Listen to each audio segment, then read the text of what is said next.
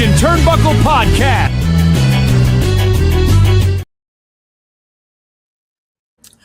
Well, hello again, everyone, and welcome back to another live edition of the Cajun Turnbuckle Podcast. Or if you're not tuning in, you're listening on all audio platforms. Of course, we're back. It's me, Marcus, and Rich. How's it going? What's going on, man? How are you?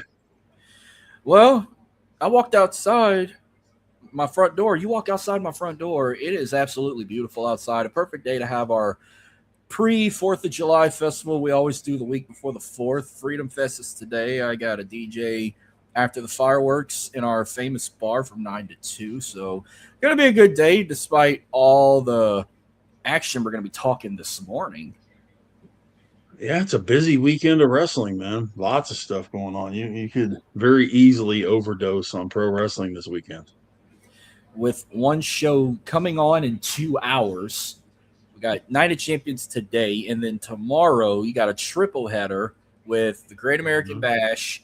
That's going to go live an hour before the other two bumping head-to-head with Forbidden Door and Slammiversary all this weekend. So it's going to be a fun one. We're going to predict Night of Champions first. Before we do that, a couple things I want to throw out real quick. First and foremost, if you heard the news, I got to send my condolences.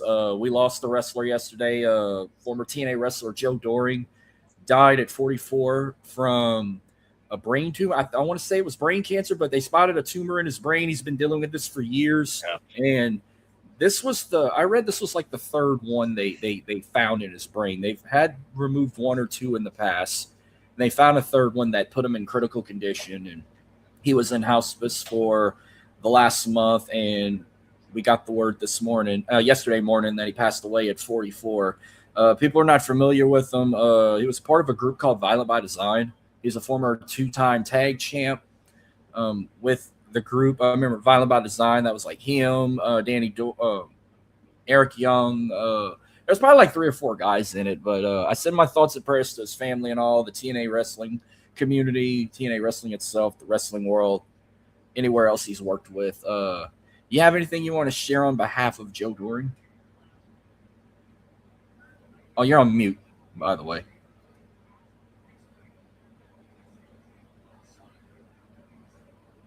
There we go. Sorry about that.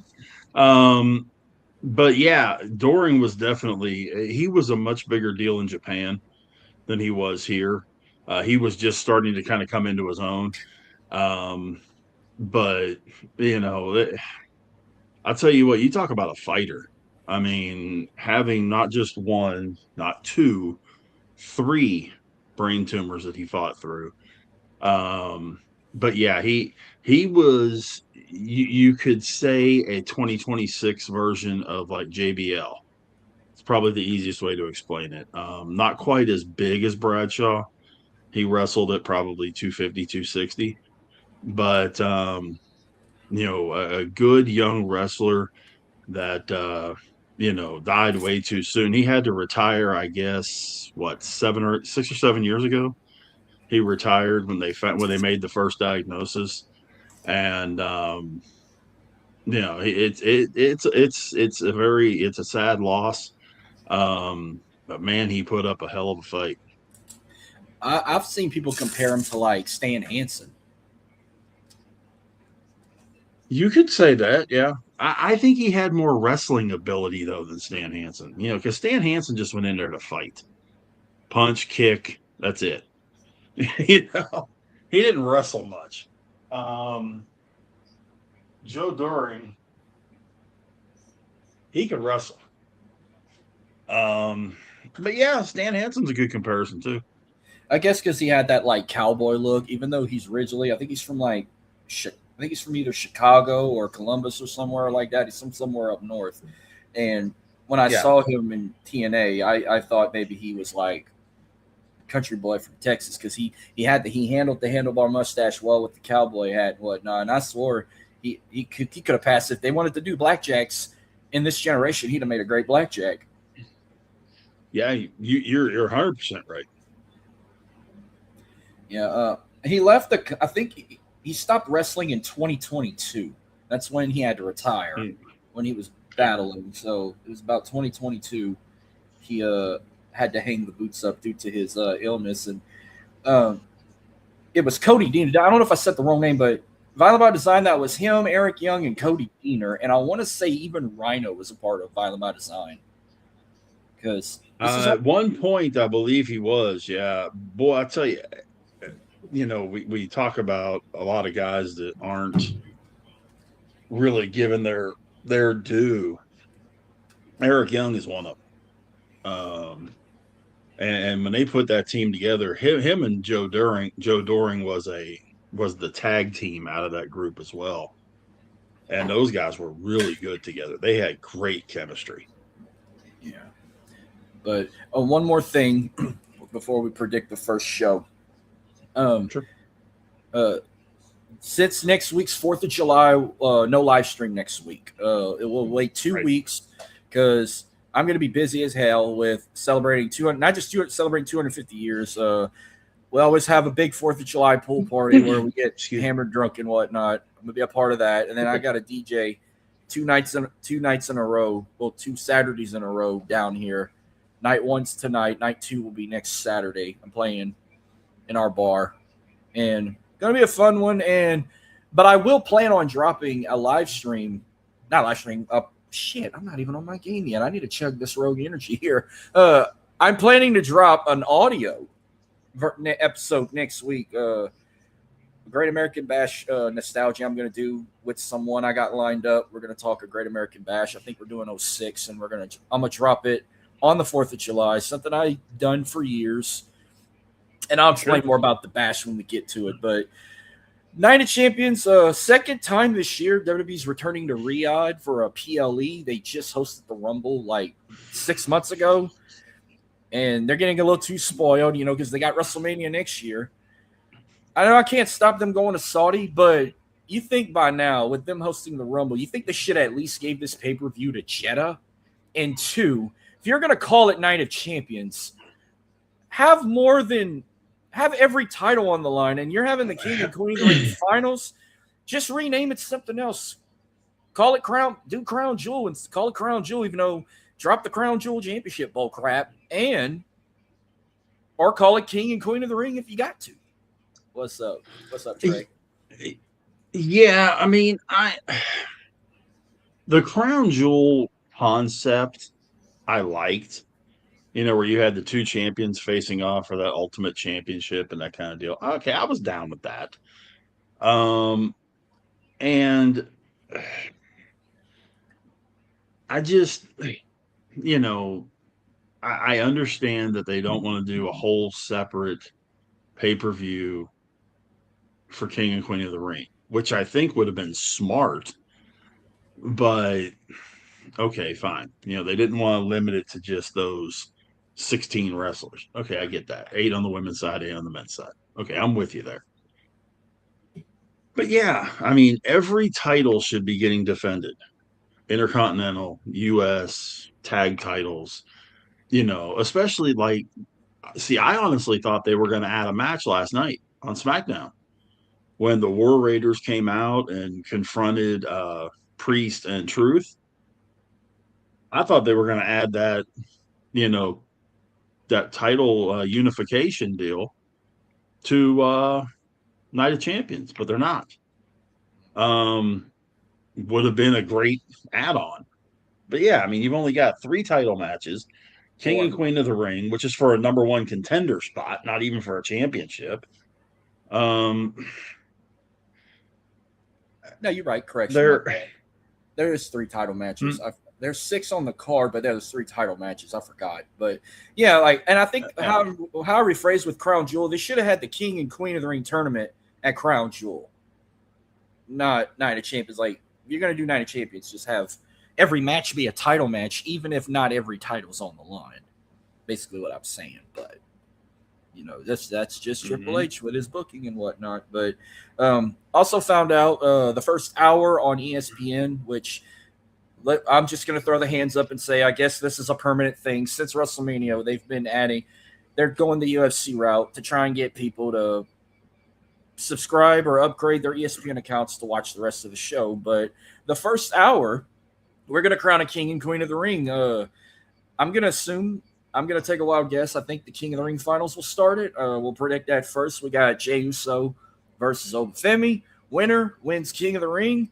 And it's like 2002 all over again with this new tradition. You get a title shot at SummerSlam with this beautiful, probably $1 million crown that was probably donated by Saudi Arabia with all their money. But I love the crowns, but no gimmicks. They don't do the gimmicks no more. But winner gets that crown as a trophy. They might wear it on their head just for a firework display, but goes to SummerSlam in Minnesota. But what you got? This one has been back and forth. Everyone's trying to make wild guesses of how this can turn out.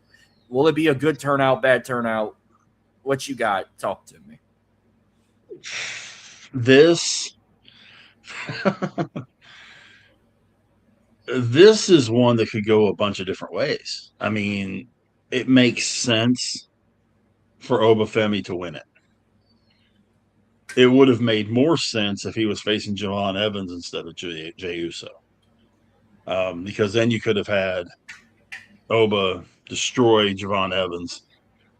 And, okay, Javon Evans is going to have a whole lot more chances and that kind of stuff. The Jey Uso end of it, does Jey win it and then conceivably go after Roman?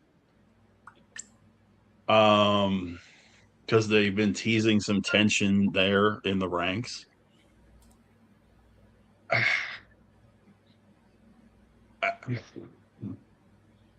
I'm gonna go with my head and not overthink this thing, even though that's exactly what TKO has been doing with a lot of stuff here lately and overthinking it. I'm gonna say Obafemi wins it. Will I be surprised if Jey wins it? No, but I'm gonna take Obafemi. I think that as big of a push as they're trying to give him, and rightly so, he needs to win this. What do you think? Before I give you that prediction, shout out to Trey. He says, when does Punk come back? Also, any update on Orton? I think Punk comes back on the July 6th of Raw because they're in Chicago. I'm predicting that right there. We haven't seen him since WrestleMania. I think he comes back on Raw in Chicago July 6th. And then any update on Orton? I'm hearing maybe for SummerSlam. Because SummerSlam's one of them shows you get WrestleMania rematches, and people assume we might get a Cody Orton match at SummerSlam unless a winner goes to him. I mean, if ChatGPT is deciding this, I couldn't even compare to that. I can make better damn booking than ChatGPT. And he said, well, yeah, the Chicago one makes sense, but Orton, hopefully SummerSlam. But I know he had some back issues at WrestleMania. But what I want Obafemi. You've been pushing him to the moon, but you're teasing. He's calling out Lesnar, so he's trying to maybe get a tease that Lesnar might cost him King of the Ring. But I'm hearing through the grapevine, Brock didn't travel to Saudi. And anytime someone says, oh, they're not traveling to this show or that show, I'm just like, a bullshit.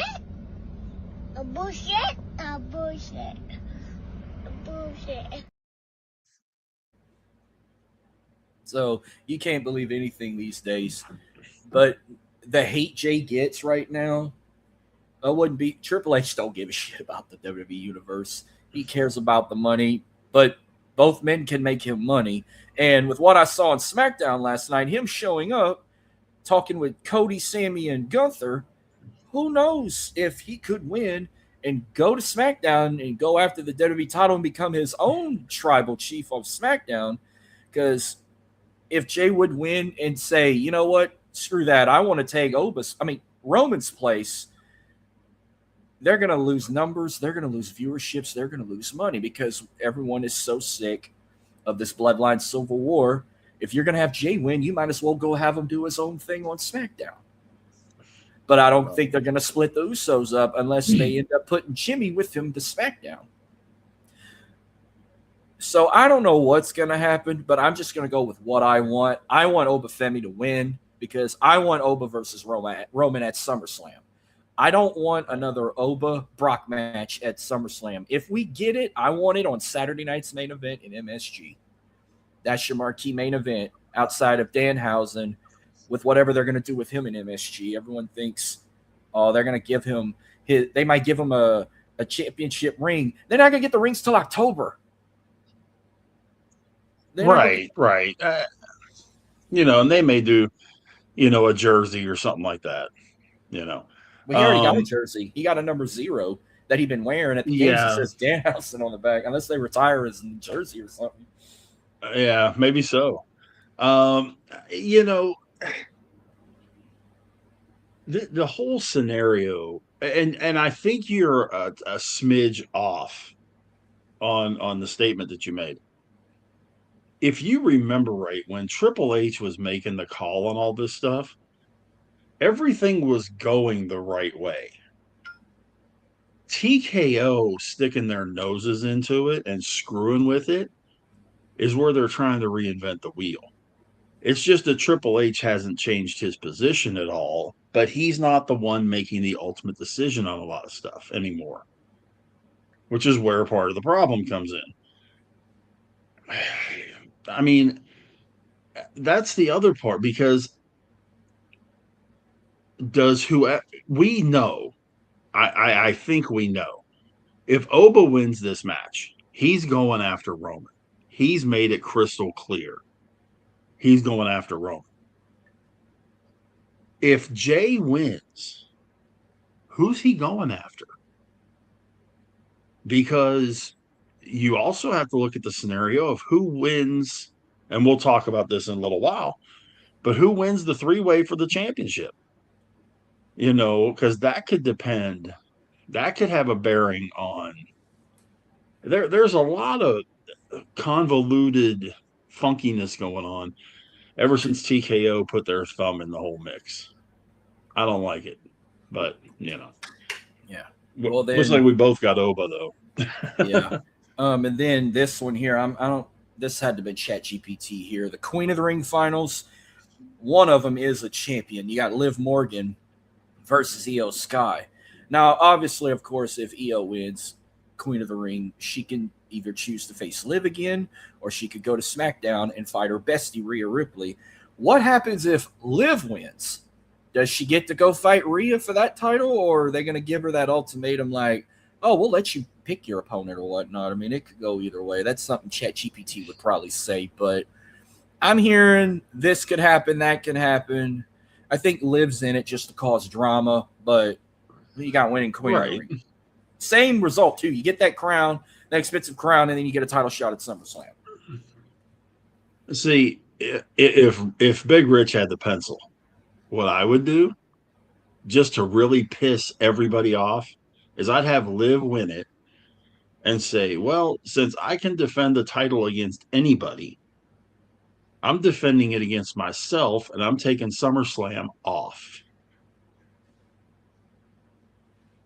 Yeah. So then she don't have to worry about getting in the ring. She don't have to worry about getting hurt, all that kind of stuff. Which, of course, would cause all sorts of an uproar and all that kind of stuff. But on the flip side, I do know that they've been talking about consolidating those two titles, the world title and the women and the WWE Women's Championship. They've been talking about consolidating those, like unifying them. Right. Rhea and Io, you and I both know would be a great match. But I just, for whatever reason, I think what's going to happen is Io's going to win because Roxanne is going to try and help Liv and screw it up, which is going to cause Liv versus Roxanne. That everyone is saying. I guess everyone's so tired of the Judgment Day. Everyone has been saying that's going to happen. Io's going to win because Roxanne and the Judgment Day are going to try and help her, but something's going to miscue, and it's going to cost Liv Queen of the Ring, and that's going to start the Roxanne Liv feud that people have been wanting. I don't hate it. But every time we feel like they're going to screw up, she ends up pulling it off. Yeah. I mean, I don't hate the idea of Roxanne versus Liv. What I do hate is that leaves Raquel Rodriguez out in the cold, who is the best wrestler of the three.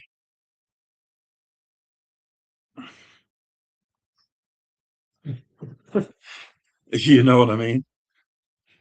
That's the part that I don't like. Is that if you do put those two against each other, then you're sticking Raquel Rodriguez out in the cold.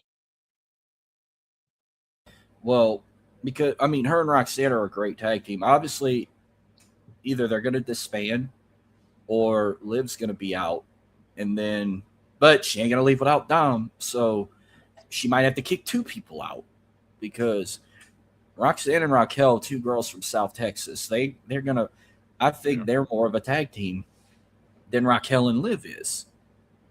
But I'm going with Io to win Queen of the Ring. I just don't know where she ends up. I mean, her and Rhea, they've worked together. We saw what they did last year. She beat her for a title before Mania. They main evented Evolution until Naomi cashed in. I think Io stays on Raw and we finish this rivalry unless they make it a triple threat with Roxanne in it, which that would be kind of stupid. But people want that. But remember, you don't have to have a Liv Roxanne feud at SummerSlam. You can do it on Saturday night's main event as well. It don't have to be that quality feud to be on a PLE. You got Saturday night's main event coming up. You can do it that night as well. But you could. You very well could. I don't know. Well, and plus, I've been booked to DJ for Saturday night's main event again, so I'm gonna have to watch it after I'm done playing the gig. I won't be watching it live, but they haven't really been advertising it as much. I was hoping it'd be a super big show because it's an MSG, but I don't think it's going to be. They will after Saudi Arabia is over. You watch. Starting Monday, they'll start just hammering this Saturday night's main event. You know, they put Danhausen on the poster, which after helping the Knicks win the finals, I love how they make the poster half orange, half blue, and they put him on it. So I mean. But here's something, back to Danhausen again. Here's something else I think we could see happen. What if he hosted Saturday night's main event in the Garden? Oh, yeah. If you're not going to put him in a match, I can tell you exactly what you're going to see. You're going to see the exact opposite reaction of what Hogan got the last time they were at MSG. Hogan got booed out of the building, if you remember right. I remember he got booed in L.A. Yeah, but last time they were at MSG, he got booed out of the building too. I can guarantee you, Danhausen, that music hits to start the show. Yeah, that place is gonna blow. I bet he comes out in his Knicks jersey too that they gave him. Yeah, I mean, he's legitimately selling more merch than anybody else in the company right now. I saw he was more than Cody, Punk, any of them. I saw he had a match on SmackDown last night. I guess it was a tag match against what was it? Bert. Well, it was Miz and what's his name? Kit Wilson. Kit Wilson against Umberto and Garza. Garza, yeah. Okay, whatever. Well, I thought Danhausen was in the match because he cursed one of them. He stood on the turnbuckle and the spark hit him in between the legs, and he scored a pin. So, which I didn't watch SmackDown. I came across that on X. I've been watching FIFA. I watched chunks of it. I was watching the Pirates last night. I was watching the different stuff. So, I was working on some high school football stuff too. So I didn't watch every second of SmackDown last night, but I know that was the tag match. They very well may have pulled him into the ring or whatever and did that. And, of course, Danhausen putting the curse on the guy on the turnbuckle is nothing new. So, but Umberto Carrillo and Garza both,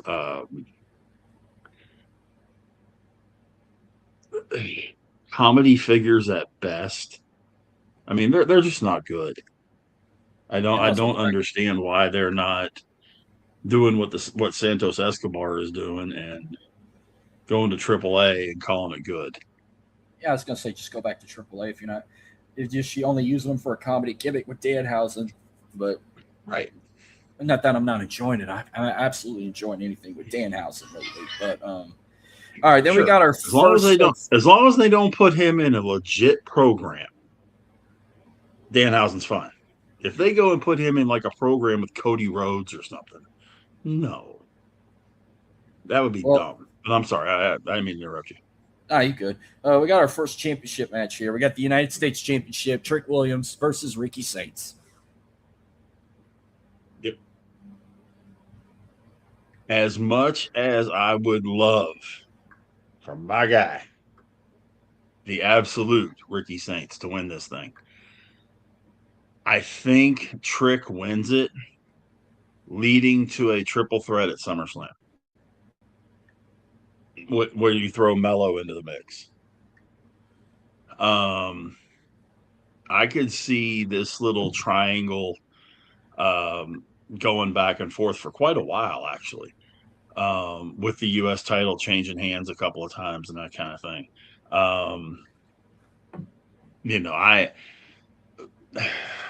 Saints, it's that big man, small man thing. But at the same time, Saints is a better wrestler than Trick Williams is, but Trick Williams is a better athlete. But yeah, I'm gonna take Trick to win it, and it's gonna lead into a triple threat at SummerSlam with Mello and Star, and I still call him Ricky Starks, Ricky Saints. I mean, that's not a bad idea, but remember, you can also do that triple threat on Saturday night's main event as well. Yeah, but a big title like the U.S. title, I don't know that I would put that match on Saturday night's main event. I especially with SummerSlam that close, I would put it on SummerSlam. Yeah. Look, Trick's been killing it as champ. Despite, I guess Lil Yachty got a job with WWE as his manager. I've been seeing him every week on SmackDown, but Trick just got married. Congrats to him and Lash. Go enjoy that honeymoon. Yeah. Let the NOLA boy get his flowers. He killed it in NXT as North American champion and NXT champion. Let him carry that title around for a little bit. Let him and Carmelo have a little feud or something till you get back from your honeymoon or time off to enjoy with your newly wife.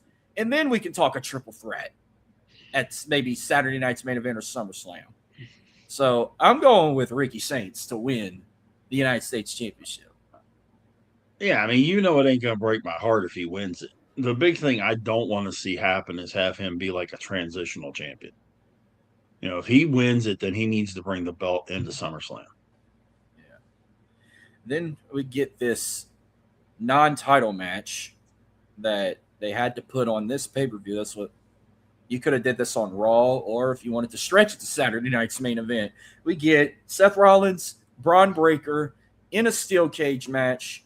But I don't think this rivalry ends here. This rivalry just getting started. They've had what? They wrestled at Backlash. Braun beat them. I think they had another match not long after that. Or unless this is their second PLE match. But what you got here? Yeah, and I mean, this whole thing, I think the only guy in this whole scenario that hasn't gotten hurt at some point is Theory.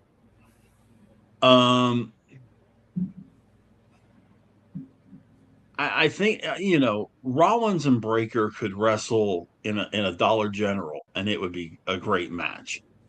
So it doesn't really matter where they do it. In the cage, is it going to prevent Theory from getting in or causing a problem? Probably not. But Logan Paul ain't climbing that cage. Not with a torn tricep. He's not. No, he can. Um, I don't even think he's making the trip to Saudi. But if this would have happened anywhere else, I think he can just come out there just to talk shit and just to cause a distraction. right, which is what he's been doing on Raw for the last week or so. Um, and that's fine, because he is at this point in time, he is WWE's ultimate, just absolute dickish heel. The one that everybody wants to slap in the face. Um, I think it's gonna. I wouldn't be the least bit surprised if Breaker wins this thing. Um, I just want to see how or who is going to join this Rollins contingent. Is it going to be the Street Profits or no? Because they kind of seem like they're in, then they're out, then they're in, then they're out. But then you've got 3 guys against 2 because Bronson Reed hasn't come back yet. Now, granted, he's due to come back, and he may come back tonight. He may come back today. It may be a case where he gets involved there. And from what I hear, he has really taken advantage of his time off. I don't know if you've seen a couple of pictures that have leaked of him, No. but he's trimmed up a ton. Oh, he looks good. He's down to he's dropped like 75 pounds. Oh wow. He's still big. But he ain't, 400-pound big. He's not fat or nothing like that. He's like actually in shape. Getting there. Yeah. He looks good. So yeah, give me Braun Breaker to win this one. Everyone's picking Braun Breaker, but I'm gonna go with Seth Rollins. I mean, he don't need to win this, but I feel like if this is only their second PLE match, even it up and then have a trio, culminate it somewhere. Because Sure. I doubt they're gonna stretch this all the way to. Right, that 6-man you're just talking about. There's a Saturday night main event match. Yeah. I don't think they would stretch this all the way to war. If we get something that stretches to War Games, it's this whole bloodline situation shit. But I'm going with Seth to win this, and then if there is a 6-man tag with Seth and the Street Profits, at least against Breaker, Theory, and a returning Bronson Reed, I could see it on Saturday night's main event also. But yeah, that's true. You got a point there. Then we got the Women's United States Championship. Tiffany Stratton versus Jade Cargill. Tiffy time versus Wiki time. Yeah. Yeah, they better gorilla glue that thing to her head tonight or this afternoon.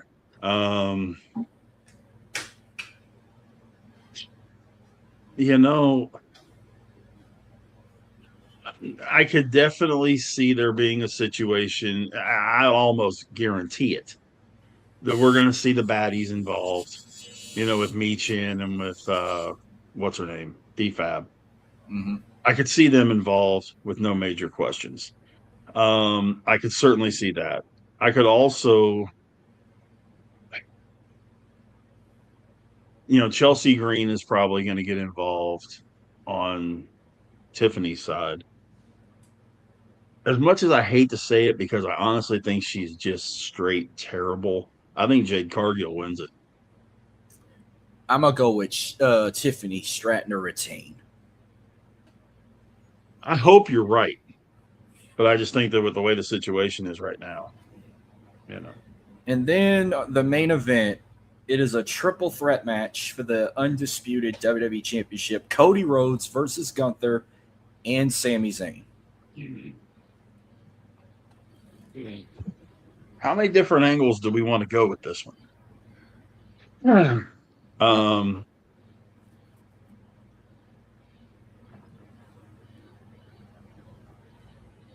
The absolute only thing that makes sense, and I know, I've really thought hard about this. The only thing that really makes 100% sense is for Sammy to win this thing. Ugh. And then lose it. He wins it in front of the home crowd. He wins it to shut his pie hole. And then they end up having a rematch, even if it's on SmackDown next Friday night, or if the rematch is on Saturday night's main event. And he gets destroyed. I'm going to take Sammy to win this, as much as I hate to say it, because I'm really not a big fan of this kind of douchey Sammy character. But give me Sammy at home. I don't like Home field Sammy at advantage. all. But I feel like if they're going to pull the trigger on Sammy and Saudi, it hurts me to say this, they're going to do it at WrestleMania. If they want, if they're playing their cards right, they're going to have Sammy win the Rumble or the Chamber to go main event Mania and Saudi, and then give him that title. If they're continuing this damn storyline of him being this underdog, which he's been an underdog his whole career. This is still planting the seed on it. If we crown a new champion tonight, it's going to be Gunther. But I'm sticking with Cody to retain. Cody's not going to retain. Cody ain't losing that title till Street Fighter comes out.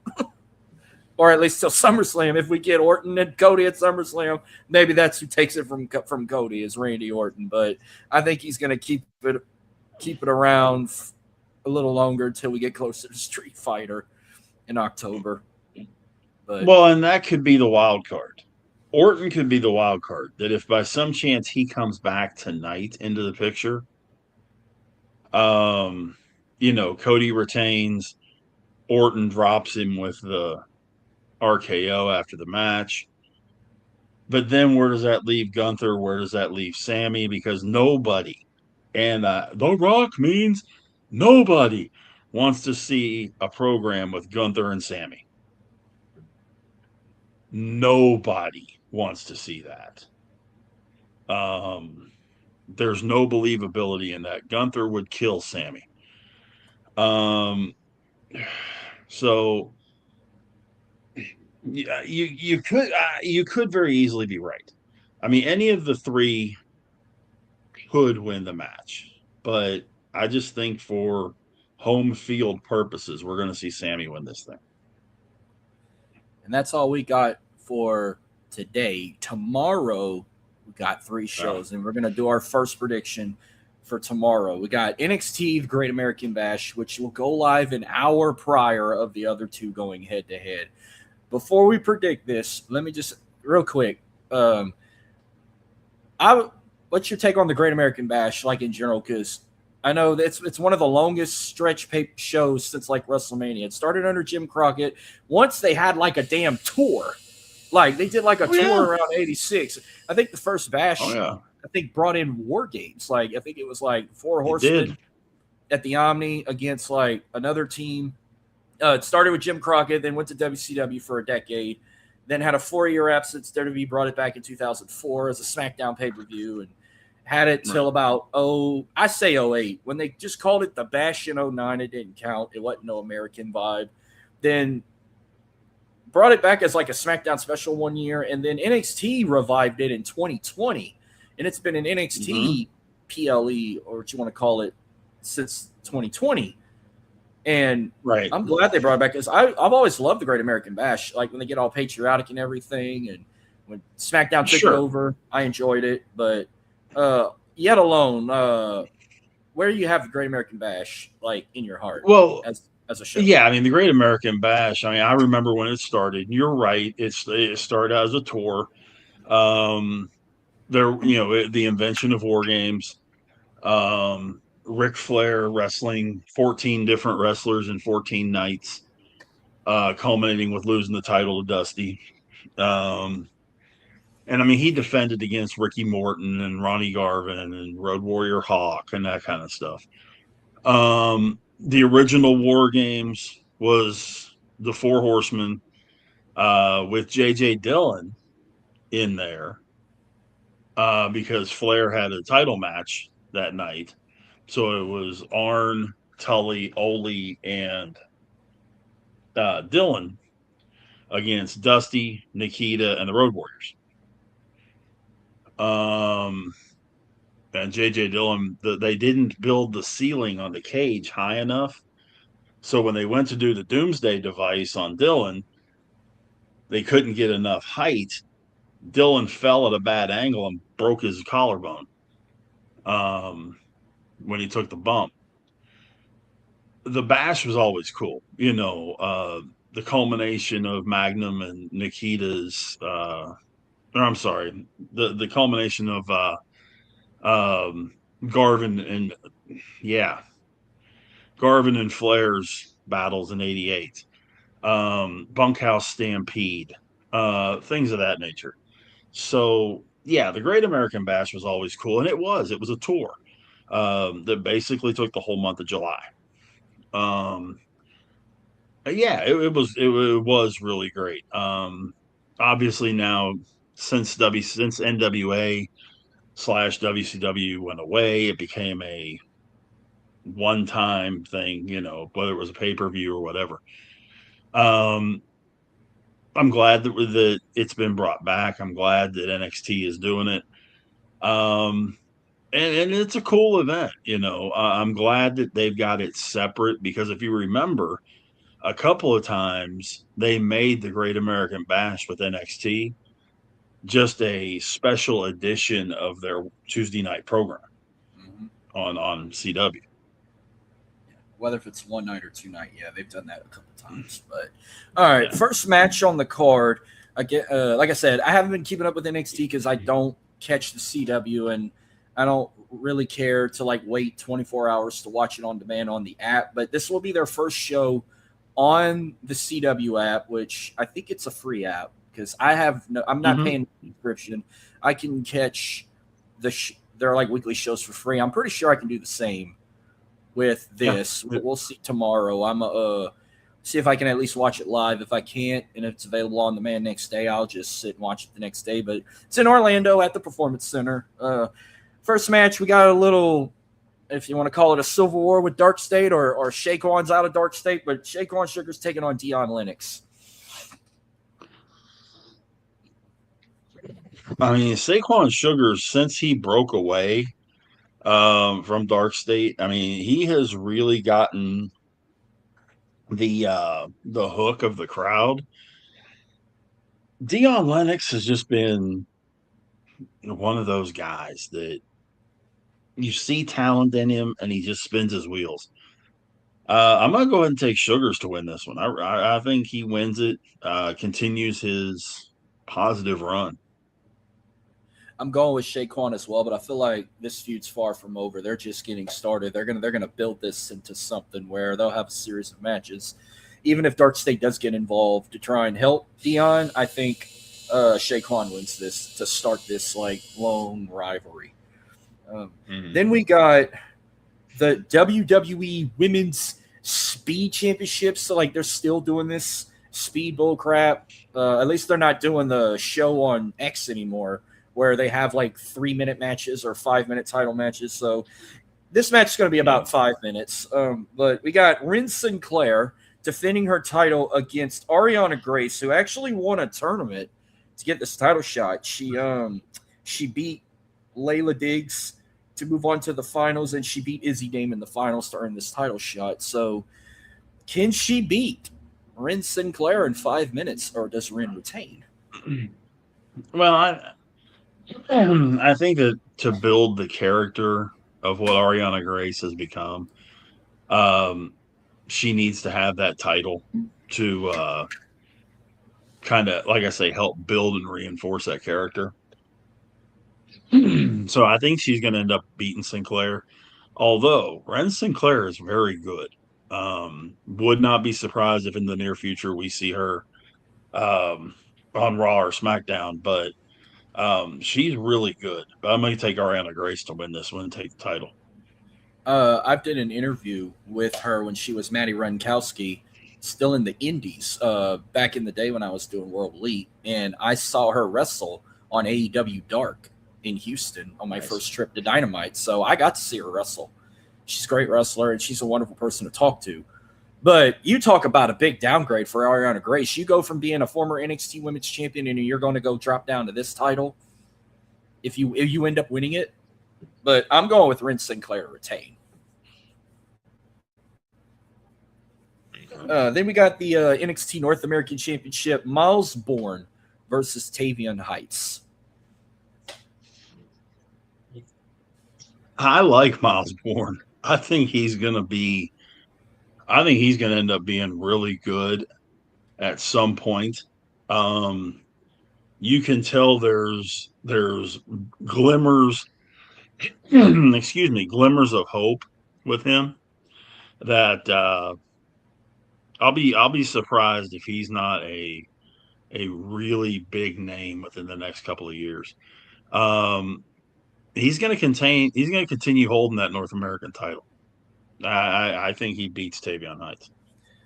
Miles Bourne is really good, and people only hate him because he's dating Stephanie Bakir, if they're still together.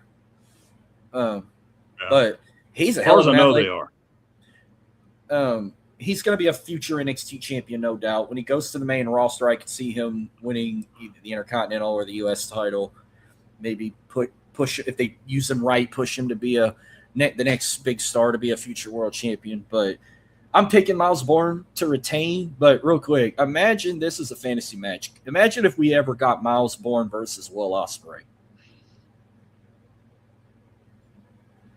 Huh. That would be awesome. It could be interesting. That could be very interesting, actually. Yeah. Then we got... I never thought about that, but yeah, that's a possibility. Yeah. Next up, we get Shiloh Hill versus Tristan Angels.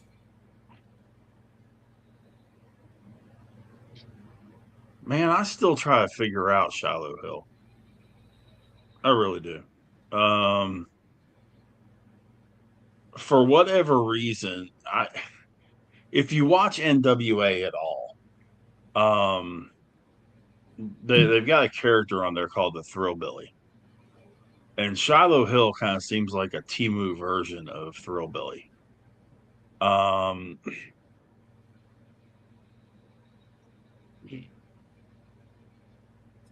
Give me Tristan Angels. Give me Tristan Angels, but this to me is a couple of guys that I just don't see going anywhere. And I hate to say that, but I just don't see him going anywhere. But I think I'm going to take Tristan Angels to win this one. They may try putting a little bit of a rocket on his back. No, remember, Shiloh was a former college football player. He played for Stanford. Yeah. And that's a lot. So he's a very intelligent guy if he went to Stanford. And then I remember him in LFG. That's where I discovered him. He didn't win season 1, but he did win season 2, even though I did not continue watching the show. This Tristan Angels guy, he's from the UK. He signed with, I think he signed with WWE like a few years back. He graduated from the Performance Center, I think in the class of 24, I think, or 25.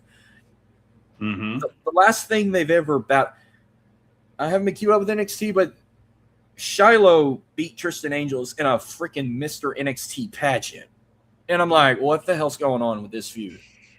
A pageant, right. Really? I'm shocked Tristan Angels didn't win that because I'm comparing the two. Tristan Angels looks like an NXT Mr. Elegance here, but I'm going with Shiloh because if I'm correct, I want to say Shiloh's coach was The Undertaker in LFG. If it wasn't The Undertaker, I think it was Booker T, but I think it was The Undertaker. Yeah, I think it was Bubba in season 1, and then I believe it was The Undertaker in season 2. Season 1, The Undertaker coached Shiloh Hill, but season 2, it was The Undertaker both years, so he had the same coach. Was it Undertaker? Yeah. I don't know why I was thinking Bubba had him season 1. Okay, so like this I remember from season 1. Tyra May Steele, who's now in NXT with Swipe Right, or now they're called the Vanity Project. Those friggin' young boys. She's with them, and then she also had Holyfield's. He also had Holyfield's son Elijah, which I was hoping he'd be a star in NXT, but they ain't done nothing with him. And Bailey Humphrey.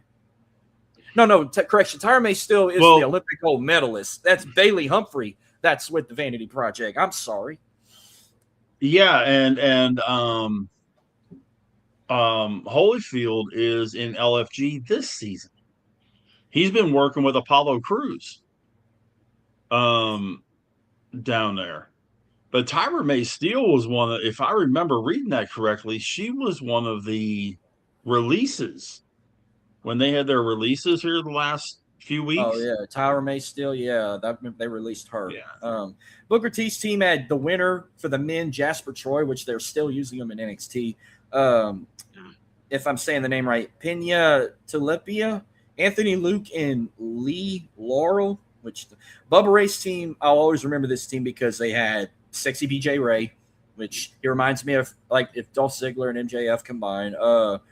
Drake Morrow, who's the boy from Louisiana that's dating Roxanne Perez. Zena Sterling and Tayana Dumas and Cutler James, who's also in Dark State. Mickey James had Chris Island, Danny Selesky, Troy Yearwood, and Serena Linton. That's season 1. Then they replaced Mickey James with Michelle McCool. Michelle had Peninia Tualipa, who was back, Anthony Luke, Trill London, and Summer Sorrell. Undertaker had both winners, so Undertaker's been successful with LFG. Shiloh Hill won season 2 with Danny Selesky, which I haven't known much about Danny. They also had Drake Morrow, the Louisiana boy. He was back on season 2, and Bailey Humphrey. Bubba Ray had Drake Morrow, but I don't know how.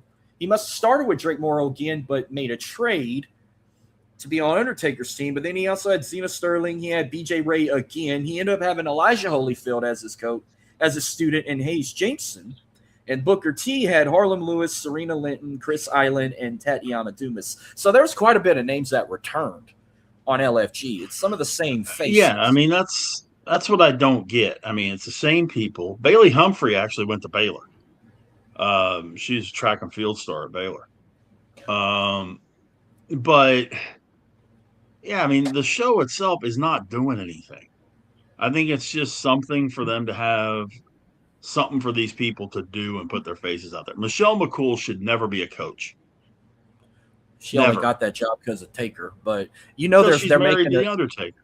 And they're making a season 3. They've been advertising it around Mania season. Season 3 is coming. So season 3 is running right now. I'm shocked they don't show. They must have just launched because I don't even see a team yet. But we're gonna move forward. Yeah, we got way off of subject. But KO has taken Michelle McCool's place.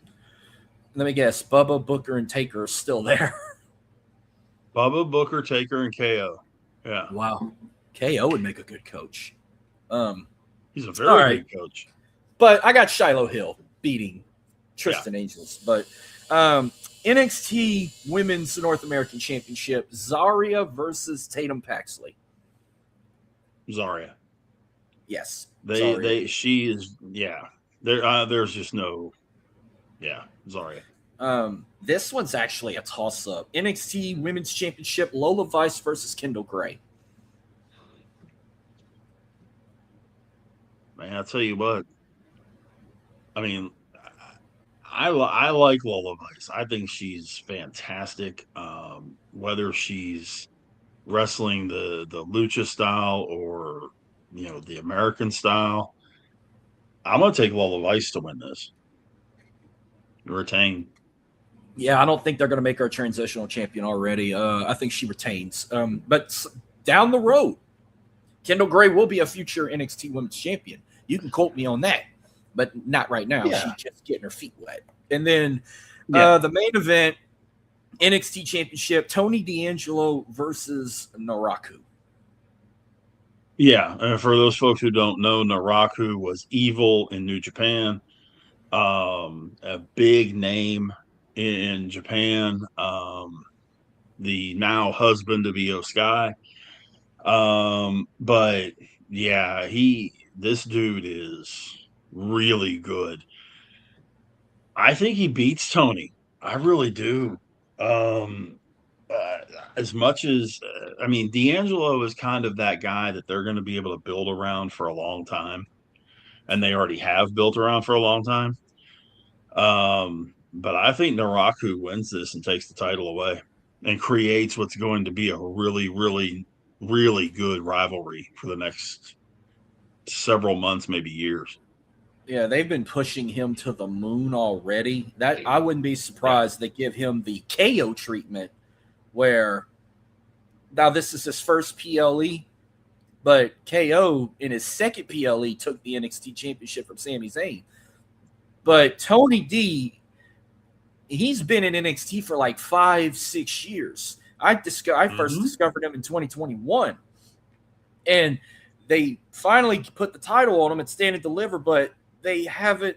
He's been a boring champion supposedly, and when I saw him come out with that big old bandage wrapped around his eye, I said, "Oh, he's losing the title." I was gonna pick him to retain.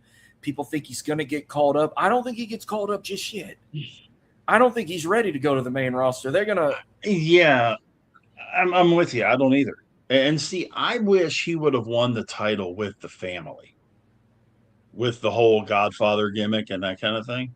The Don. I wish he would have won the title as the Don, because then you could have basically had yourself an NXT version of the Four Horsemen. And, with D'Angelo in that champion role. And that would have been great. The only problem was you had to move Stacks up to do other things. You had to move some of their guys to do other things because they were kind of out kicking their coverage. So, but I wish that when he won the title, he would have been the Don, and that would have made it a whole lot better. Yeah, but I know in one watch along I've watched earlier this week, I said Tony D was going to retain, but everyone was picking Evil or whatever you want to call him. I'm going with Nakaru. I'm going with Nakaru to win the NXT Championship. All right, then we're going to jump straight to Forbidden Door, which will be in San Jose. Started off as just a cross-promotion of AEW and New Japan, kind of like how Ring of Honor and New Japan would do a crossover once a year with Global Wars. It's kind of that same resemblance, except now they're adding Ring of Honor, CMLL, and Star Fandom, I think it is. Not too many. They're having 5 promotion. Well, they're advertising 4, but it's technically 5 because you could throw Ring of Honor in there. I think it's a little too much. I think they should just stick with AEW and New Japan, because when I look at the card again, whatever title matches every title match is an AEW championship. There's no CMLL title on the line. There's no New Japan title. This is every belt. Well, actually, take that back. One IWGP title's on the line. The rest is AEW belts plus the Owen Hart tournament. Just go back to just being a crossover with New Japan and AEW. I mean, what's your take about this whole? I like the concept, Forbidden Door, but I mean, it should just strictly be New Japan, AEW. Yeah. I mean, that's the way that it was originally built to be. I think they're trying to make it into the international type thing that WCW did a long time ago, where they brought in people from Mexico and they had that tournament where it was like the World Cup or whatever it was. World Collide. I mean, do it with Japan. There's enough names in Japan that they should be able to pull this off. And they should also be able to do it without doing some of the other stupid shit that they're going to be doing. And we'll get into it as we go. Some of these matches are going to be really good, but there's a couple of them that I just sit here and go, why? Just why? Well, I'm going to run. I have nothing to say on this whole card except maybe 3 matches I'm going to bring up at the end. So you ain't going to hear much from me. I'm just going to run through my picks. I'm just picking a straight name, unless you have anything to add on these cards. But there will be 2 matches on the buy-in. We're going to have a TBS Championship Survival of the Fittest qualifying match. Sky Blue versus, is it Micah? Yeah. If I'm saying it right? Micah? Yep. Yeah. Sky Blue better win this. Look, this can go either way. Sky Blue, look, I love Sky Blue. She is so goddamn sexy. But Micah was trained by Taka Michinoku. So I understand. She's going to be something to wreck with. Yeah, but Sky Blue, they're trying to really push a little harder. Not obviously to the top of the level, but they're trying to get her past where she's been. And I really think she's going to win this and get into that survival of the fittest and actually have a chance to do something in a little high profile match. Yeah, I'm gonna go. So give me Sky Blue. I'll go with Sky Blue too. Screw it, I'm going with her too. Shock we're not having no like 18-man tag match or whatever that involves Big Boom AJ and whatnot, but we will have another. Finally, we got a singles 50-man tag in the main event. Finally, we got a singles match on the buy-in. Everything's tag matches these days, but there is one tag match. AEW Women's Tag Team titles. The Divine Dominion, Megan Bain and Lena Cross against Thunder Rosa and Olympia. I didn't see Thunder Rosa in a while. Yeah. Well, I mean, Thunder Rosa is one of my girls. I'm a big fan of hers. I've actually been a friend of hers for a little while. Super talented gal out of San Antonio. She's had some health issues. She had a back issue for a little while there that she was trying to get past, and she's gone through some, pretty extensive rehab and that kind of stuff for it to get herself back to where she was. Of course, she's a former AEW Women's Champion, a former AAA Women's Champion also. But Divine Dominion should win this match relatively handily, but Thunder Rosa will make a good showing. They're probably going to, Olympia will eat the pin. Yeah, I'm going with Divine Dominion to retain the tag titles. Main card. So we got Copen, Edge and Christian, or Cope and Cage. It sounds like a can of dip. Cope and Cage versus the Dogs. Yeah. David Finlay and Clark Connors for the AEW World Tag Team Championships. Who came in from Japan. Yep. And I've had the pleasure of talking with Clark Connors back in the day on the podcast. Great guy. That's cool. I would not be the least bit surprised to see Cope and Cage win this thing. I mean, I hope they're going to make this into a decent length run rivalry with those guys, especially with FTR taking time off. Yeah, give me Edge and Christian to win this thing. Yeah, if you're going to build this throughout the summer, they just got those titles after they went through war with FTR. So I'll have them retain, but maybe somewhere down the road, Finlay and Clark will be future tag team champions together. But let Coach Cope and Cage continue their retirement tour with these belts. Right.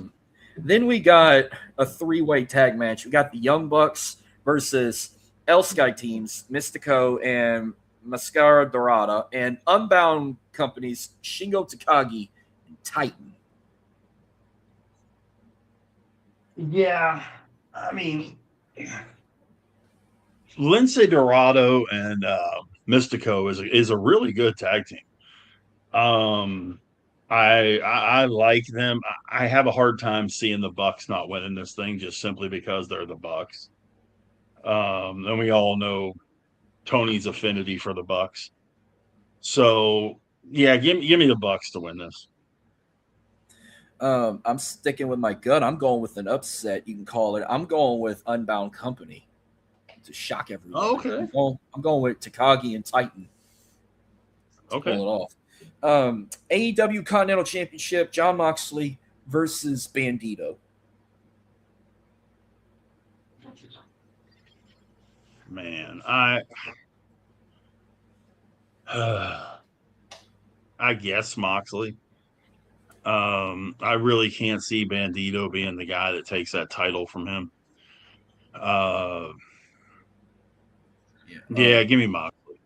Oh yeah, Moxley's retains. I mean, hell, Bandito hardly defends the Ring of Honor World Championship, and he's been in a tag team with Right. Brody King. I'm shocked they don't have Ring of Honor's tag titles at least, or whatever. He ain't no double champ already when he already barely defends the Ring of Honor World title. But no one knows that because no one watches Ring of Honor anymore.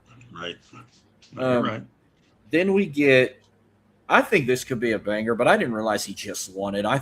I had a brain. I thought he won it last year, but he just won it recently. Shota Umino versus Pac for the IWGP Global Heavyweight Championship. I think this could be a banger of a match. Yeah. Yeah, it really could be. And Pac doesn't get the rub that he should. Partially because again, he's been very injury prone for a large chunk of his career. Um, and he's not very good on the mic. But in the ring, he's as good as there is. Um, Umino, I've seen a little bit of. Yeah, these guys could. I mean, this might be the match of the night. Um, I'm going to take Umino to retain, and but Pac's going to give him a hell of a run. See, I thought Umino been champ for a year. If that would have been the case, then I'd have said Pac won the title. But no, he just won it at the beginning of the month. So Umino is gonna retain. I think he won it at Yeah, Dominion, which I haven't. I don't really watch New Japan. I mean, I've watched Dominion a couple times. I've watched the G1 Climax, and I've watched a couple of Wrestle Kingdoms or two, getting up at 4 a.m. to watch like Kenny Omega, Will Ospreay in the past, or AJ Styles' last match in New Japan with Nakamura and all. I've stood up a couple nights to watch Wrestle Kingdom, but I'm gonna go with Umino. This match could be another banger too. The AEW Women's World Championship, Thekla versus Starlight Kid. I've watched a tape of her. She is fantastic. But I'm gonna say Thekla retains. I think she'll give her a run for the money, but Thekla retains. yeah. Tekla is different. um, she seems to me to be what Chris Statlander wanted to be in terms of that badass, but that can really wrestle. The background story, her leaving Starlight, all this stuff with her and the promoter and all this other stuff is 100% legit. There's no, there's no, you know, candy coating. There's no um, show for this. I mean, this stuff is legit. She wouldn't piss on this guy if he was on fire. It's just there is hatred there.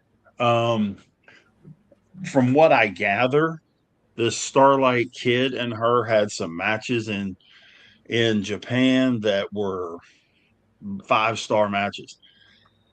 I think it's going to be a really good match. I'm curious to see how it's all going to play out. But yeah, I think Tekla wins it.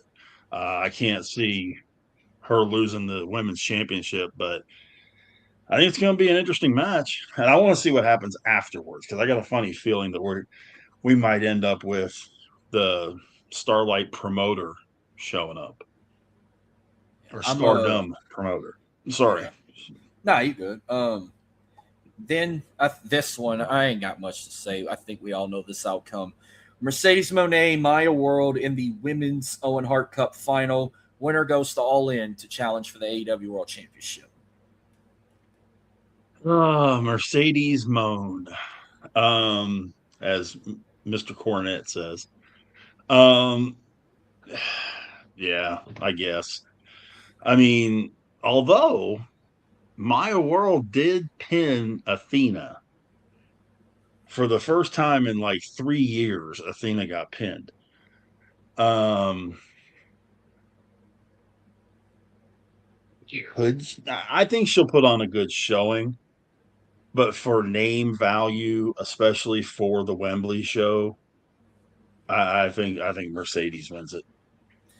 Oh yeah, I think you're Mercedes. going to get a better match than you think. I think they're gonna. I think they've been trying to push Mercedes and Tekla at All In. So, and I said, "Oh, we're gonna get this either way," and maybe she'll finally get over that hump and finally win the AEW Women's World Title. Which I don't even know if she still has any of those belts. She had last time I saw Mercedes on TV. She doesn't. She had like 13 Yes. belts around her body, like she was Ultimate Dragon, and now she lost every one. She has Wow. one. Oh, She has one. Which is It's CMLL something or another. the CMLL Women's Title. Yeah, some sort of something from CMLL. But yeah, that's all she's got. She lost all those other ones from Europe and all that kind of stuff. Yeah. But if you do Mercedes and Tekla, let me throw this one to you. Who's the baby face? Who's the heel? Oh,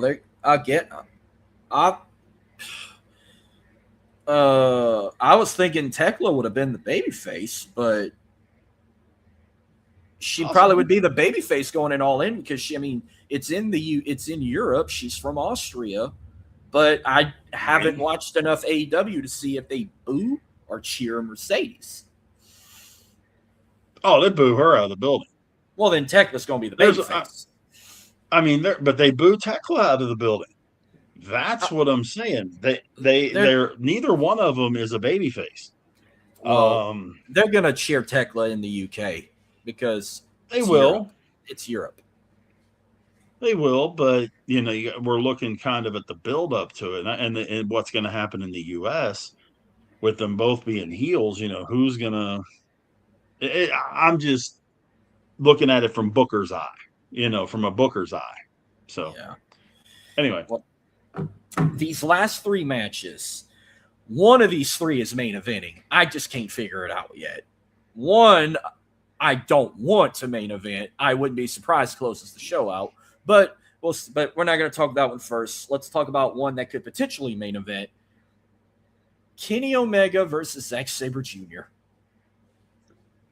Yeah, I think this is going to be one of those rock star 30-minute matches that these guys are going to throw everything at each other.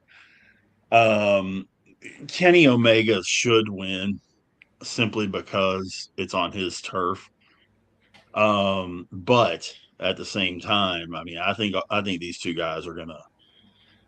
If it's not Umino and Pac that steals the show, it's going to be this one. And I'm not the biggest Kenny Omega mark. I know people that are. They think that he's the greatest thing in the world, and I just don't get it. But yeah, this match is going to be really good. These guys have wrestled each other a number of times in Japan. It's going to be really good, but give me Omega to win it. And it's probably going to be the third from the end. Yeah, I'm going with Kenny Omega too. Kenny's one of the greatest of all time. I love Kenny Omega. Then we get the men's Owen Hart Cup final that they have been pushing to the moon in this storyline with these two, but this is going to be exciting.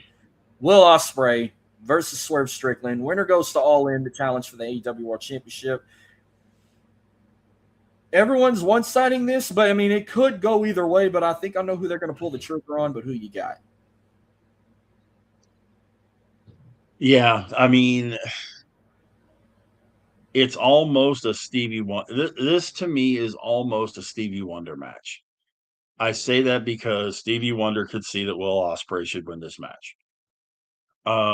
Simply because you're going to Wembley, the title match against Max or whoever at Wembley. But I could see Swerve winning this thing. And as much as I hate to say this, we see a three-way at Wembley between Swerve, Ospreay, and MJF. So I'm going to take Swerve to win this. I'm going to throw the swerve at everybody else. And I'm going to pick Swerve to win this thing. It's the summer of Ospreay. He's on the poster of All In. It's in London, not far from where he's from. I'm going to stick with Will Ospreay to win it all. And then we get, okay, I think I've brought this up to you. If not, I brought it up to somebody else. We get this, what is it, 6-on-6? Yeah, 12-man tag. A 12-man tag in a steel cage. That's not blood and guts or war games. First off, this should have been a blood and guts match. War games. Don't you agree? Real quick. It should be should have at least been 2 rings. It should have been 2 rings, yeah. Thank you. But if we'd have saw by surprise 2 rings on this show, then it would have closed the show out. But no. You know, how are they going to fit 12 guys in one cage? And it's going to be a scramble score and a pinfall or submission here because, you know, in steel cages, there's no such thing as escaping. If they find a way to get out, they're going to get their way back in. Same with the blood and gut type shit. I hate their version of a rule. You got to win by surrender, but you can get out the cage to get a weapon, where if you got out the cage, your team automatically lost. I'm not going to drag into that, but you got Mark Briscoe, Orange Cassidy, Roderick Strong, Kyle O'Reilly, Konosuke Takeshita, and Darby Allin versus MJF, Kevin Knight, Kyle Fletcher, Jake Doyle, Kazuchika Okada, and Andrade. If Briscoe's team wins, he will earn an AEW World Title match against MJF. Mm-hmm. Last I checked, they had this damn tag match when Dynamite went to Houston. That's when they named their partners. Briscoe's team won. Mm-hmm. That's why I think MJF's team will probably win, because if we get a Briscoe MJF title match, even if he don't win this match, they're going to find a way to still make it happen. But I can't see them fighting at the next pay-per-view Redemption. If anything, this could be a Dynamite match. Someone said they got Beach Blast coming up or something. They can do it there. But I think we're going to get Kenny Omega MJF at Redemption. But I'm going with MJF's team to win. And then by some dumb reason, they're going to still give Briscoe a title shot somehow, some way. And, real quick, Andrade and MJF can't coexist. Yeah, I was thinking about that. Fletcher and MJF don't exactly get along. Kevin Knight wants that title shot against MJF. Okada is just a complete and absolute douche. Bitch. I love it. MJF has surrounded himself with a bunch of guys that I wouldn't take into any sort of a fight. Simply because they don't like, not because they couldn't handle themselves, because I think Kyle Fletcher is part of the future of this business. I think he's fantastic. In fact, there's a couple guys in this match that I think are part of the future of this business. But they just, and I can see some way where it ends up being a 5-on-1 beat down on MJF. On the other side, you got 3 guys that have no business being in the main event.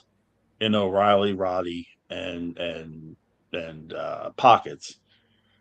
I like Darby, but no.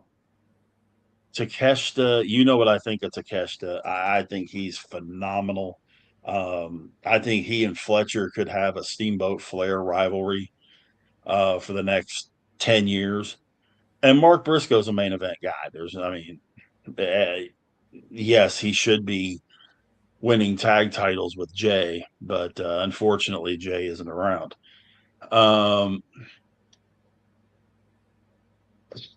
I don't get this match. I haven't gotten it from the beginning. 12 guys in one ring is what we call a battle royal. That's what it's going to be. It's a freaking battle royal. Good luck being the ref in this thing.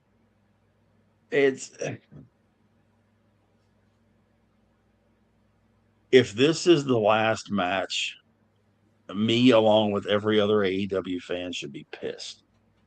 The final match should be Ospreay and Strickland. But at the same time,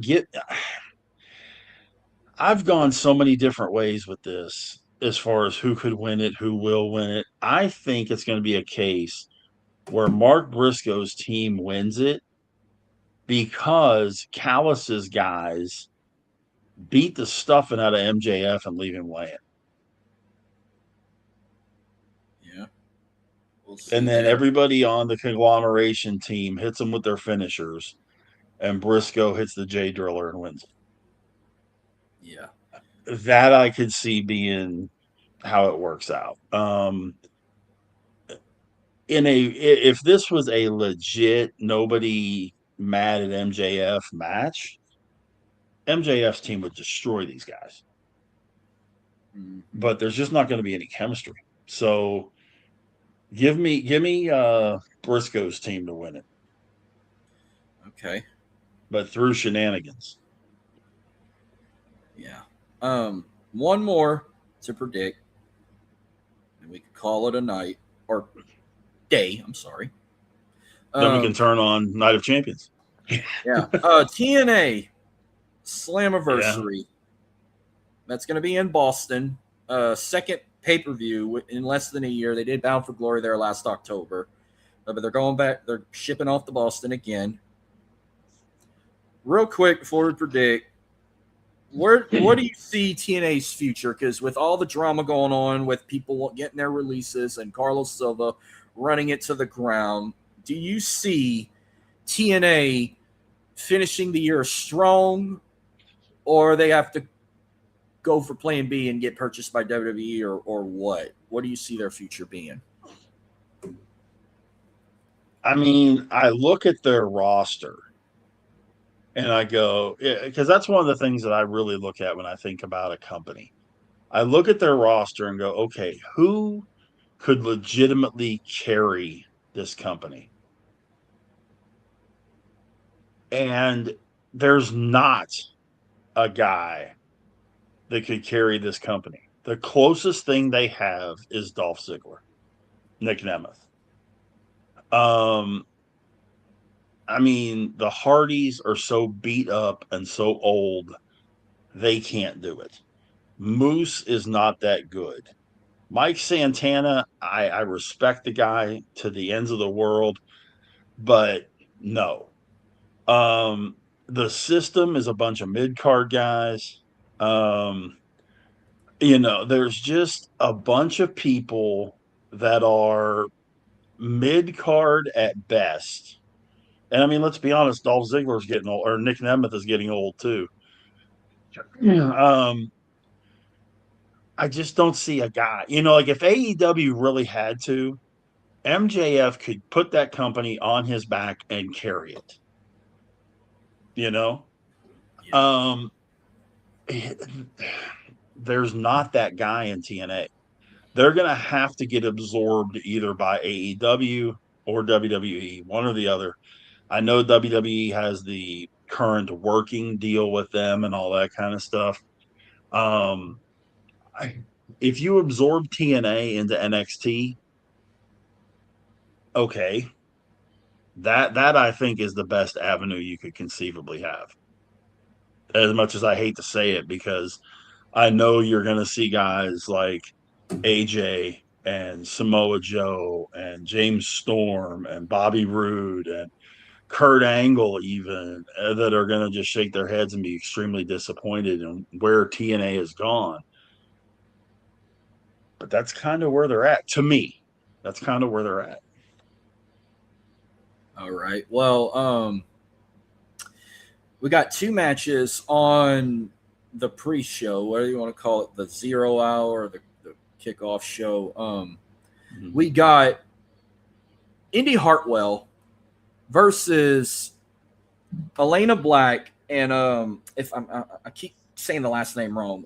Mara Sadi. I think I said her name right. I know who she is. She's that black girl that had that brutal like no disqualification match with Elena Black at Sacrifice, and she beat her. But I keep pronouncing her last name wrong, but it's Mara Sadi, I think it is. But yeah, it's a 3-way: Indy, Mara, and Elena Black. Well, and for those who don't know, Elena Black is the former Cora Jade in WWE.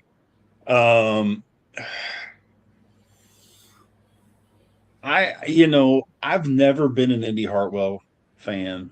I'm going to go ahead and take Elena Black to win this one. Just because I think she's the better of the three. Yeah, I'm going with Indy Hartwell. She's been through a lot of shit with Sonya Deville or whatever her I forgot what her other name is. But she's the suit of TNA. Like, shut up, I'm talking, by the way. That's what it stands for. Kind of stupid but hilarious. But I'm going with Indy Hartwell. A future Knockouts champion if they stick around, I believe. Possible. And very possible. Could start a little rivalry of her own with Cora Jade or whatever, or Elena Black down the road.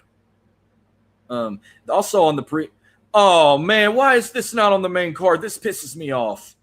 This match is now on the pre-show. Eric Young versus Ricky Souza. Why is this not on the main card? That's bullshit. I call bullshit. I don't know. I mean, I could certainly see. I could certainly have seen them flipping the AJ Francis Elijah match with this one, putting that match on the pre-show. EY to me has always been one of the most underrated guys around. I've been a big fan of EY for a long time. Give me him to win this match. But yeah, I don't understand why it's on the pre-show either. Yeah, that's kind of a ripoff. All right, so here's the main card. AJ Francis versus Elijah. Now, if Elijah loses, Francis will own his name, likeness, and music catalog. Like, when did they must have just added this stipulation. Like, what the hell? This makes me want to change my pick. Yeah, I mean, I saw bits and pieces of this. AJ Francis is another one of those guys that makes me just, I mean, when he was top dollar in WWE, he was trying to be something that he wasn't. He's still trying to be something he's not. Now he's supposed to be this music mogul and, all this other stuff. Okay. I think we're going to end up seeing Francis win this thing in some crooked manner. But I don't know. I'm not, as much as I used to like Elijah, sorry.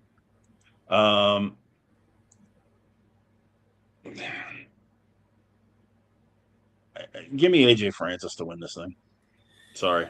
I love Elijah. I've met him before. Good guy. He does have good music. I do have his 2 small albums on Apple Music and whatnot. He's got 2 albums. He's a good singer. But now that there's this stipulation, I cannot see AJ Francis on. If it had been just strictly one-on-one with no reason, I'd have picked money, AJ Francis. But no, this is Elijah's gimmick. This is his name. This is his catalog. I'm going with Elijah to win. I'm switching my pick. I'm taking Elijah to beat AJ Francis. I hope you're right, because but I just think they're going to figure out some way for Francis to win this thing, and then of course make Elijah, in essence, AJ's servant. Francis's servant. I'm sorry. I should never use the term AJ for this guy. Yeah, because of AJ Styles. Exactly. There's the only man. there's only one the man AJ that built matters. TNA. Yeah, there's only one AJ The that ma- matters in TNA, and it's AJ Styles. Right, the man who built TNA. Yeah. So Then we got the TNA Knockouts Tag Team Championships. The Elegance brand, Heather and M versus the Personal Concierge, Rosemary and Allie.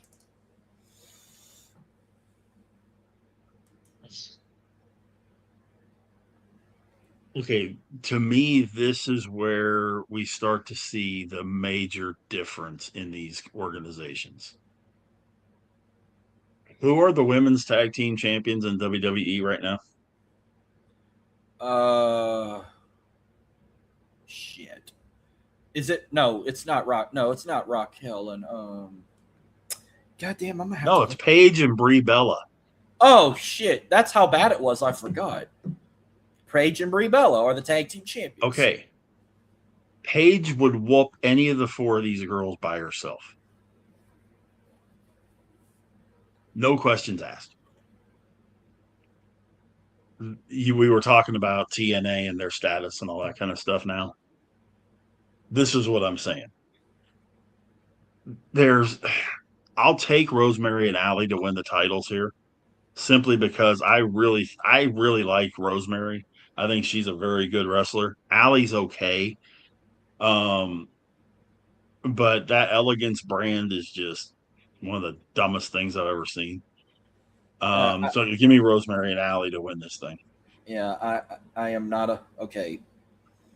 I am not a fan of the Elegance brand myself, but M by Elegance might be the hottest one out of the three. Seeing her in person, she's absolutely freaking stunning, beautiful.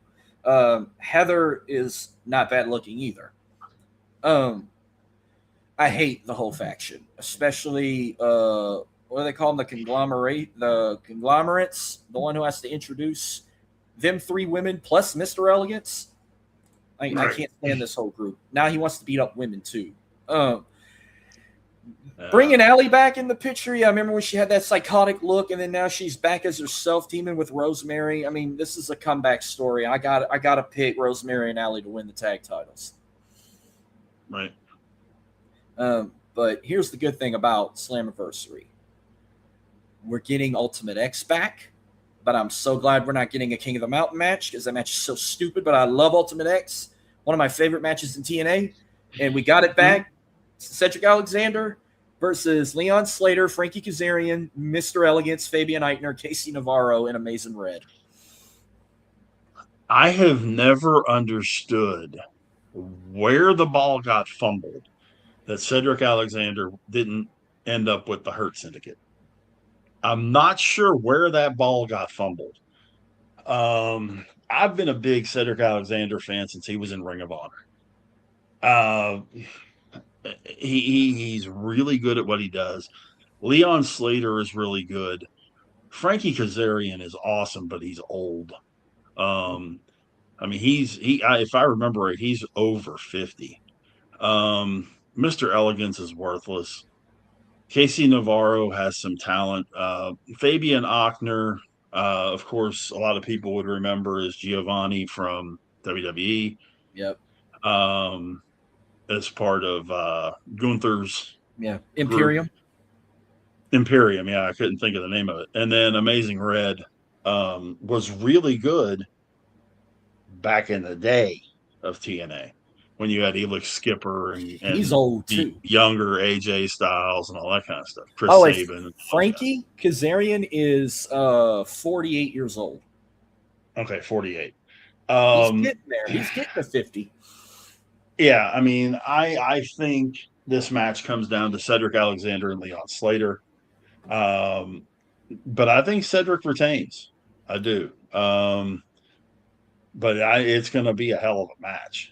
I mean, there's no question about it. With the guys that are in there, I think it's going to be a really, really good match. I love Cedric Alexander too. I get what you're saying about fumbling with Hurt Syndicate or Hurt Business, but I actually like him with the system. I think he fits well with Brian Myers and Bear Bronson and Eddie Edwards. Great. I love the system. Great faction. But see, I guess that's where my difference comes in. The system to me is mid-card at best. None of those guys are top-tier guys. Bobby Lashley, Shelton Benjamin, top-tier guys. You go to the level of the guys that you're working with for the most part. And Cedric is just stuck with a bunch of guys that are middle of the card. That's what I hate for Cedric. Plus, Cedric won the title at Rebellion. I don't think they're going to make him a transitional champion just yet. So I got Cedric retaining. If we crown a new champion, I'm either going to say Leon Slater or Casey Navarro.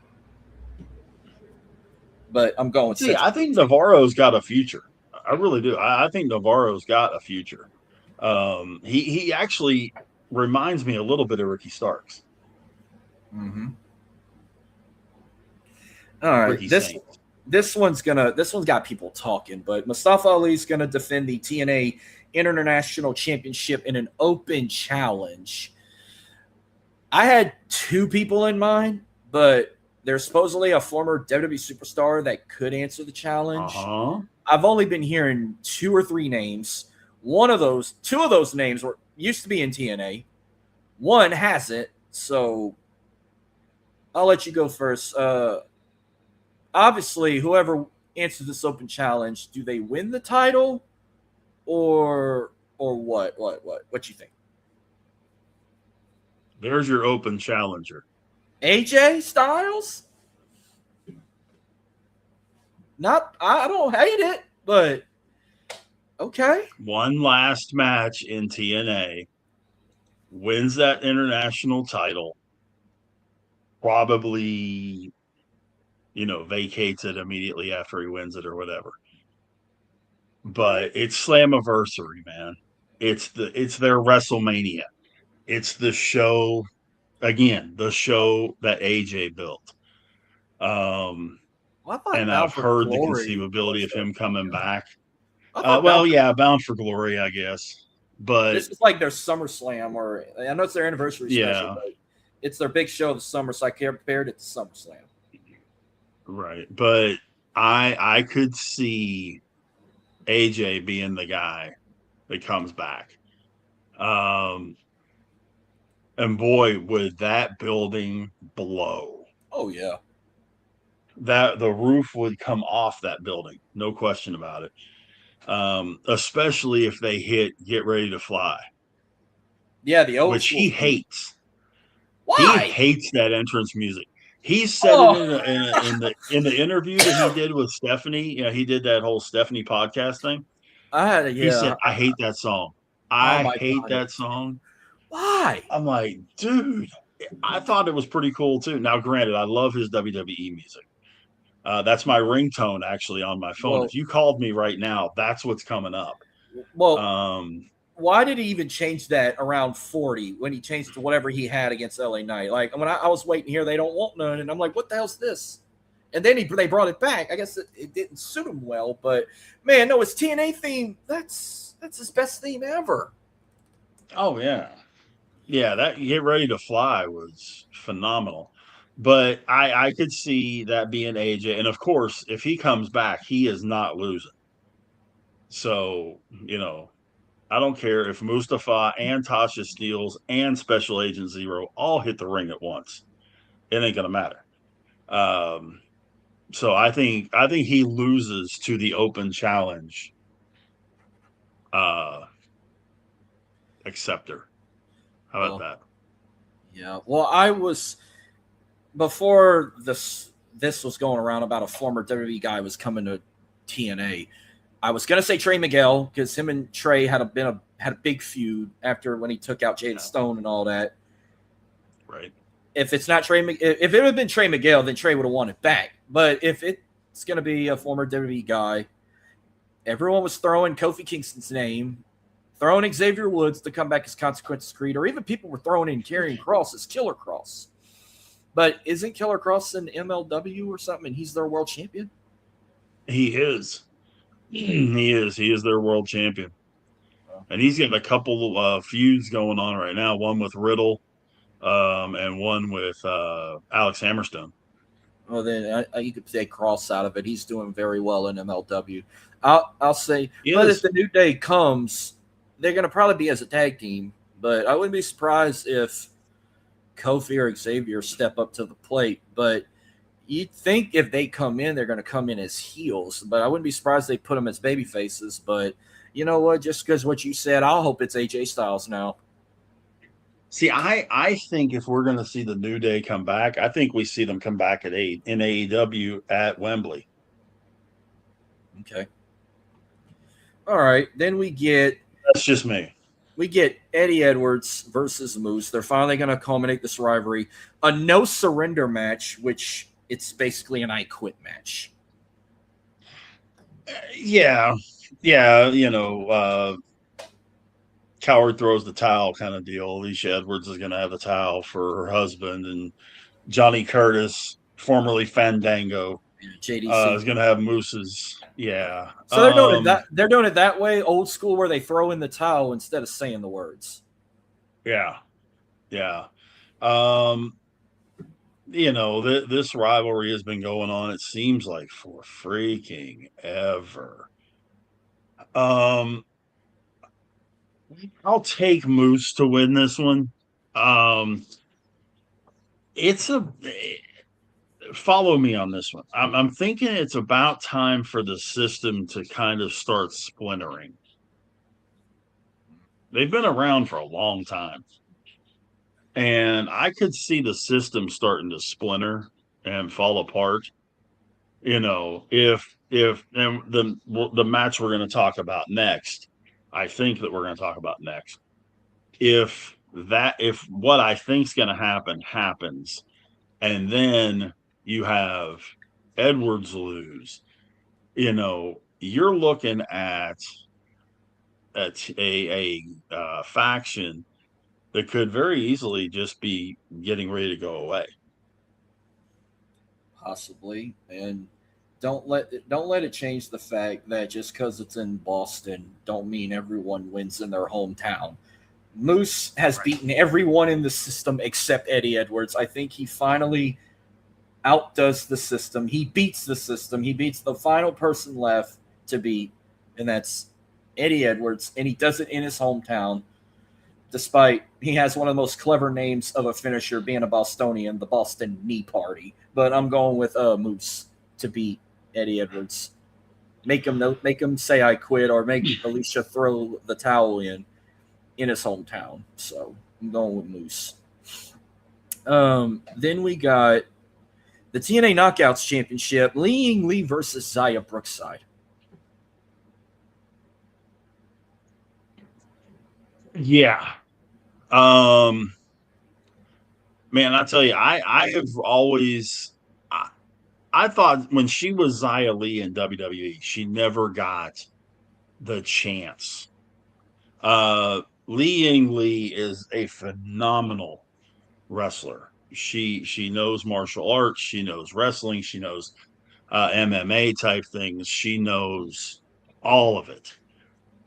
Xia Brookside's got upside. There's no question about that too.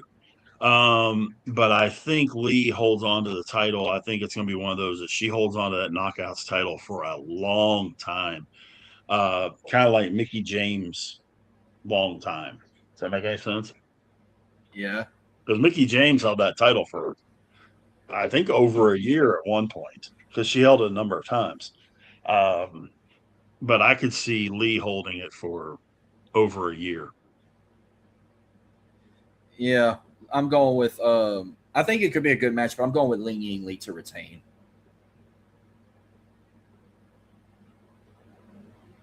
Then we get a match that could steal the show. It's a 4-way ladder match for the TNA World Tag Team Championships. We get the Systems, Brian Myers and Bear Bronson, defending their titles against now the Broken Hardys. It's Brother Nero and Broken Matt back together, not Matt and Jeff.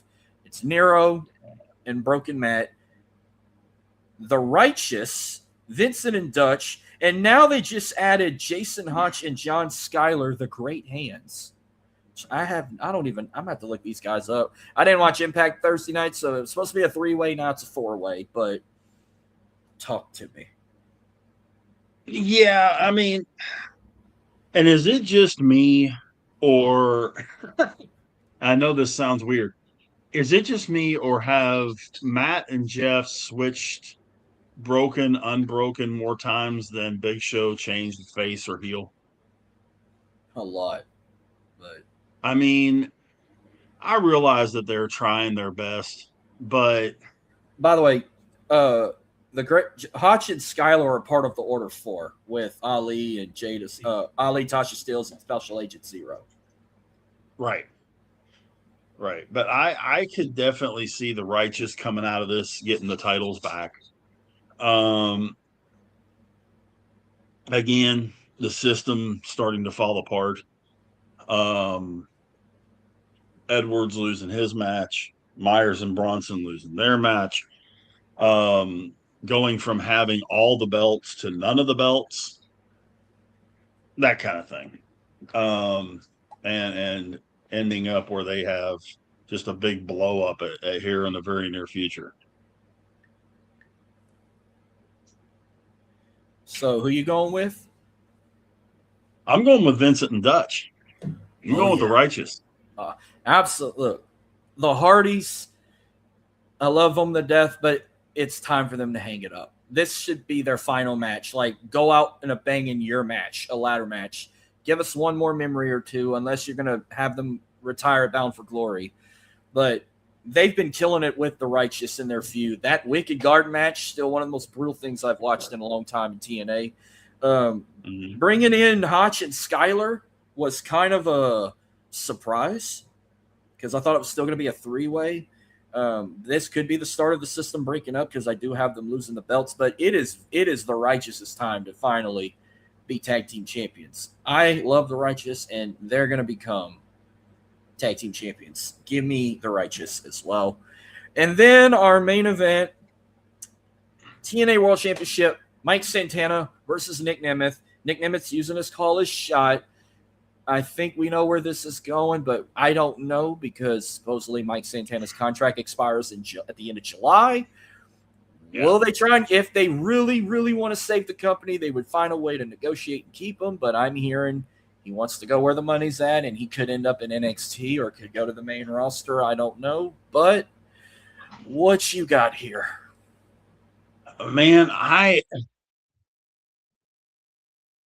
everybody uses this particular statement, but in this case, it fits, I think, as much or more than most people. He needs to stay in his lane. Mike Santana going to WWE. Could he make more money there? Sure. Would he be a prominent piece anywhere on the main roster? No. I mean, there's too many people already. You know what I mean? So I can't see where career wise it would make sense. But at the same time, people think the grass is greener, right?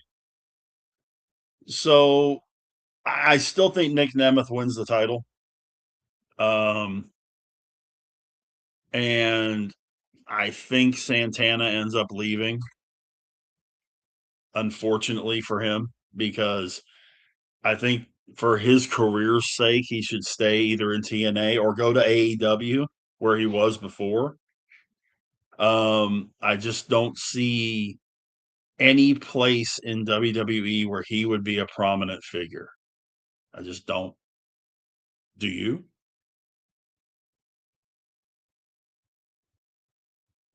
Okay. I think no matter what, whether he negotiates and stays or leaves, Nick Nemeth's going to win the title. Okay. I'm with you there. And we'll see if we get something new building going into Bound for Glory, because I don't know if they do change the title and he carries it going into Lockdown and then going into Bound for Glory, who you're going to push next to go main event Bound for Glory and whatnot down the road. So let it change hands. I mean, Mike Santana, they let him keep it a while. He held it since January. His first title reign was short after winning it from Trick, and then he lost it to Kazarian, and then he won it back on the premiere of Access TV earlier this year. Just give it to Nick Nemeth. He's been trying to call his shot for months. It'd be stupid if he finally calls it and not win it. Let him win it. He'll be a 2-time TNA champ, and then we'll see what happens with Mike Santana in the near future. But yeah, we got 8 minutes until, or no, 6 minutes. I got 6 minutes. Yeah. My stove is 2 minutes behind. My PC and my phone says we got 6 minutes until the Night of Champions goes live on ESPN. So this was fun. Remember, no show next week. Man. We'll take 4th of July off, but I will drop an audio. I'm doing a nostalgia on Great American Bash. Now, when we come back in 2 weeks, a little homework. I'll give you 2 weeks to prepare.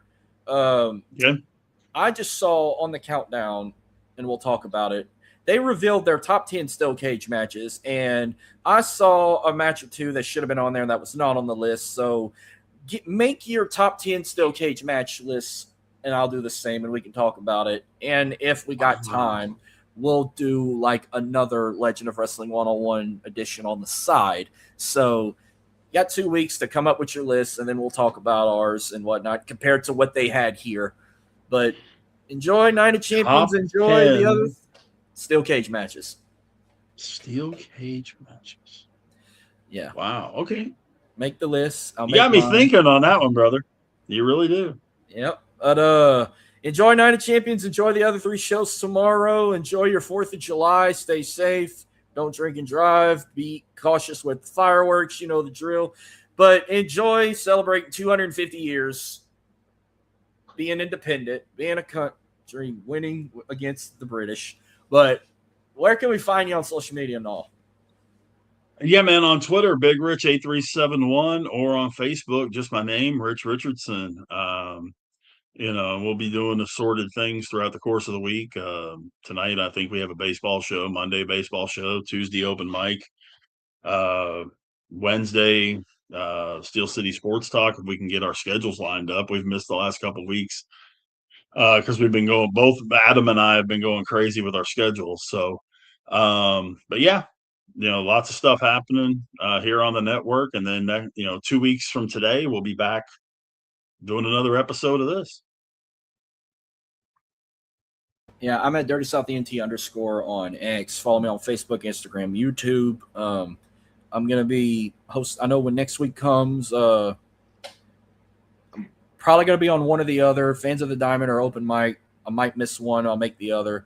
Wednesday, I'm going to host the next USA FIFA World Cup watch along they got. I think it's Bosnia. They're going to play on July 1st.